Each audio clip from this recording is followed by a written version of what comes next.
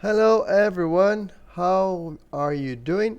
So today we're gonna do another takeoff, but now it's gonna be a soft field takeoff. And for this, we're gonna use this airfield. It's called Bom Jesus in southern Brazil, and it's a grass strip. So it's the perfect example of when the soft field takeoff technique would be used. Okay. So you can see there are some trees in the background. There are some trees in the other end of the runway as well. And we already have flaps 10. That's perfect. That's exactly what we need. Alright. So let's get into the action. Well, we are here. We're facing north. The wind is from 49, it says. So it's a bit of crosswind from the right. Okay, that's fair enough. Let me do a quick check here to see if everything is where it's supposed to be. Flaps 10 is alright. Altitude setting here. Taxi, let's put all the lights on. And yeah, I think it's all good, except for this weird transponder setting. Yeah, 3,500 feet, not set. So it's pretty high, huh? So we are dealing with high altitude with some trees in the end of the runway. So the idea of the soft field takeoff is this: we're going to try to protect. We're going to protect the. I'll show you. We're going to protect the nose wheel, because the nose wheel, as you can see, is much more fragile, if you will, than the main gears, right? So we have to protect it during landing and during takeoff, especially from grass fields, because you have a lot of, you see, the grass itself, some rocks or anything, or even some holes, bumps, things like that. So we have to protect it. So in order to protect it, we're gonna apply back pressure on the elevator, as you can see here, to keep the nose out of the ground. The other thing that's gonna happen is, because we're taking off like this, we're gonna leave the ground sooner than we would normally. So our speed is gonna be lesser. It means that we are gonna be still within the ground effect range. The ground effect works until something around here, like half the wingspan of the aircraft. So imagine this distance and put it down. This is when your ground effect's gonna be into play. That's why when you take off, you first wait for the Cessna 152 specifically, that is not very powerful. You first wait for it to want to go out, and then you help it.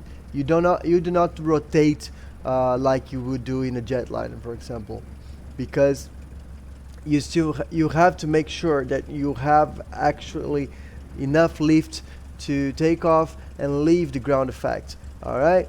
As you remember, by the lift formula, the lift increases by the square of the speed. So every knot counts a lot. Okay, so that's what we're gonna do. We're gonna start our rolling with back pressure on the yoke, making our nose light, even getting it out of the ground. And then, since we are doing this, the aircraft is gonna come out of the ground sooner than what would normally. When that happens, we're going to release the pressure to keep the aircraft within this distance of the ground, which is half of the wingspan.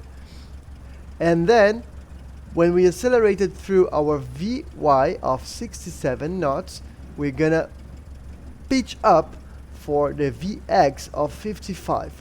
VY and VX, we're going to talk about them some other day, but just to make quickly, VY is the best rate of climb and VX is the best angle of climb.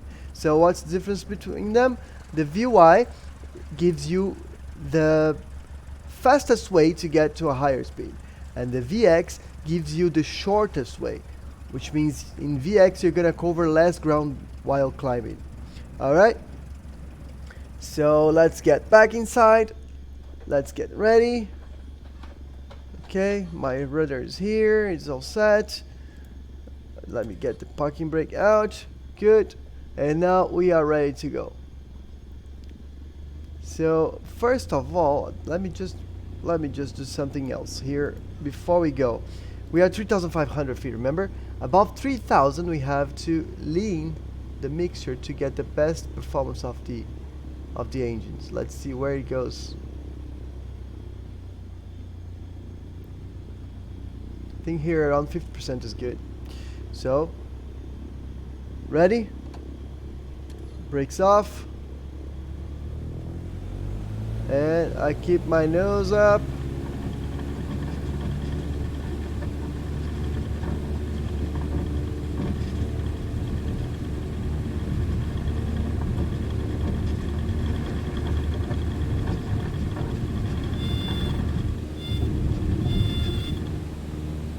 Now I release the pressure, accelerate through the VI while staying closer to the ground. Okay, 70, now I go for 55.